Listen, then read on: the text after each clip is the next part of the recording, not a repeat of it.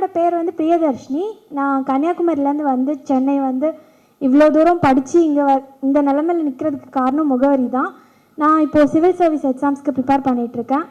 உங்களுக்கு advice, life advice, ஸ்டடீஸில் என்ன பண்ண போகிறீங்கலாம் நான் அட்வைஸ் சொல்ல போகிறதில்ல.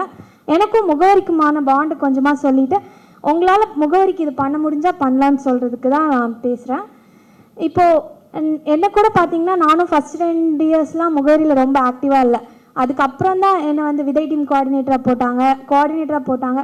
அந்த மாதிரி எனக்கு அவங்க ஒரு பொறுப்பு தரும்போது எனக்கே தோணுச்சு நம்ம அது ரெஸ்பான்சிபிலிட்டி எடுத்து பண்ணணும் அப்படின்னு சொல்லிட்டு. அதுக்கப்புறம் தான் ஆஃபீஸ் வர ஆரம்பித்தேன். இவ்வளோ தூரம் இப்போது எக்ஸிக்யூட்டிவ் கமிட்டி மெம்பராக வரைக்கும் போட்டிருக்காங்க.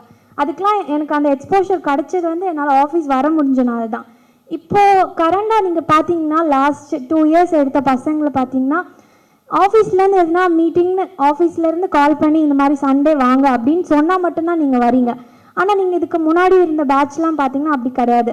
அவங்களுக்குலாம் தோணுச்சுன்னா இப்போது நார்மலாக மந்த்லி 4 சண்டே இருக்குதுன்னு வச்சுக்கோங்க, 2 சண்டே அவங்க ஆட்டோமேட்டிக்காக ஆஃபீஸ்க்கு வருவாங்க. அது அவங்க ஒரு ஃபேமிலியாக தான் பார்த்தாங்க. இப்போ இருக்க ஸ்டூடெண்ட்ஸ் கிட்ட அந்த இது கம்மியாகிற மாதிரி எனக்கு ஃபீல் ஆகுது.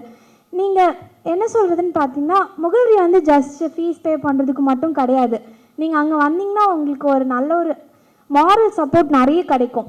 எனக்கு பர்சனலாகவே நான் வந்து எனக்கு என்ன ரொம்ப லோவர் டவுன் ஆனேன்னா ஃபஸ்ட்டு நான் முகவரி ஆஃபீஸ்க்கு தான் போவேன். என் சென்னையிலே தான் என் அக்கா வீடு எல்லாம் இருக்குது, ஆனால் நான் அங்கே போக மாட்டேன். ஸோ அந்த அளவுக்கு எனக்கு மாரல் சப்போர்ட் முகவரியிலேருந்து கிடைக்குது. ஆனால் இப்போ இருக்க பசங்க அந்த மாதிரிலாம் ஆஃபீஸ் வர்றதும் இல்லை. நீங்கள் இப்போ அட்லீஸ்ட் நீங்கள் நிறைய பேர் டீம் லீடர்ஸ் இருக்கீங்க.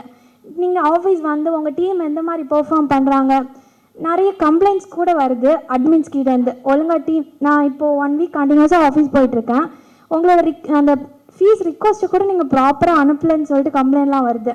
அது நீங்கள் ஆஃபீஸ் வந்தீங்கன்னா அட்மின்ஸ் கிட்ட நீங்கள் டிஸ்கஸ் பண்ணும்போது அந்த கம்ப்ளைண்ட்லாம் சார்ட் அவுட் பண்ணலாம். கொஞ்சம் முகவரிக்காகவும் நீங்கள் வரணும்னு கேட்குறேன்.